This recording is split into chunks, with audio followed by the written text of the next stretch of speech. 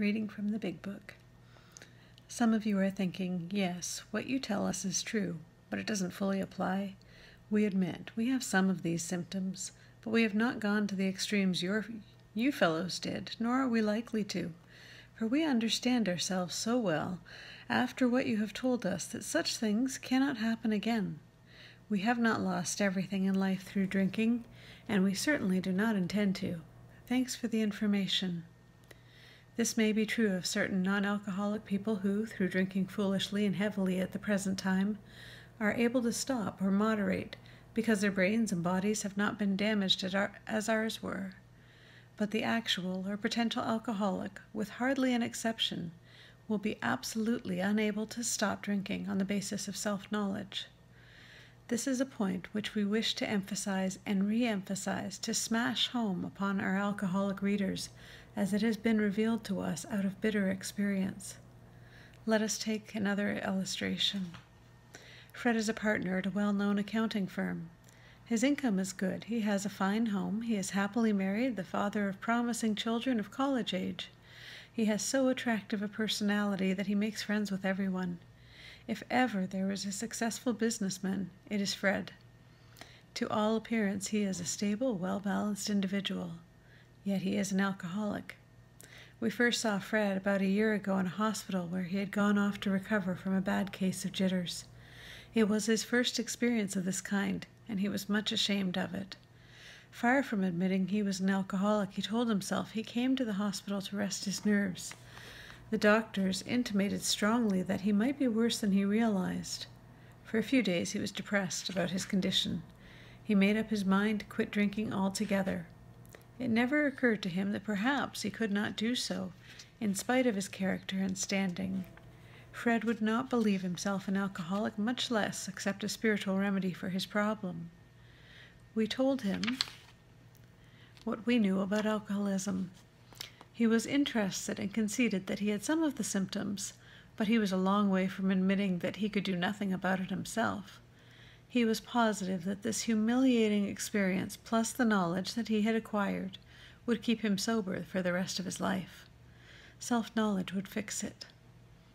We heard no more of Fred for a while. One day we were told he was back in the hospital. This time he was quite shaky. He soon indicated he was anxious to see us.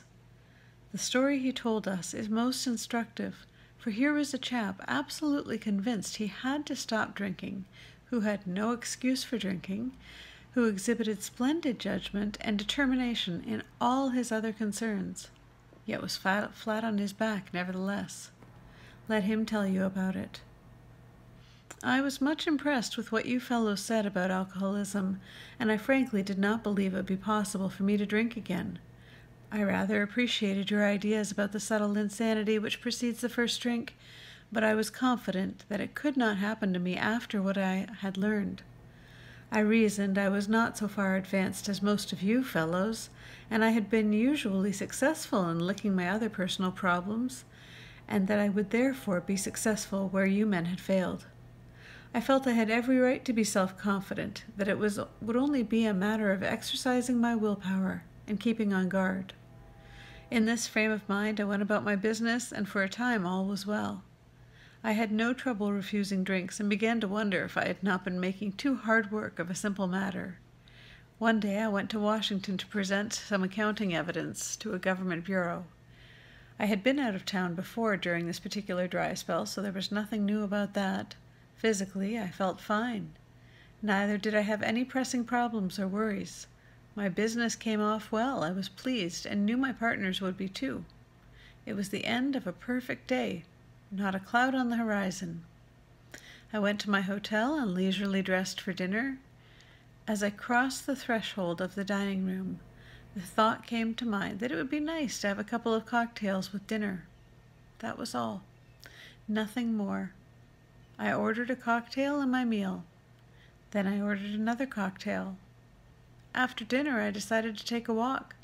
When I returned to the hotel, it struck me that a highball would be fine before going to bed. So I stepped into the bar and had one. I remember having several more that night and plenty next morning.